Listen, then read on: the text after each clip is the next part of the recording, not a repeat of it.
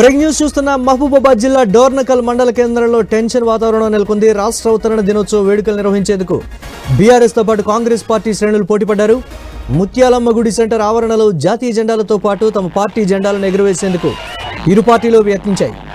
BRS party నాయకులు గులాబీ జెండాను ఎగురవేసేందుకు గద్దెను ఏర్పాటు చేయగా, అదే స్థానంలో కాంగ్రెస్ నాయకులు స్టేజ్ని ఏర్పాటు చేశారు.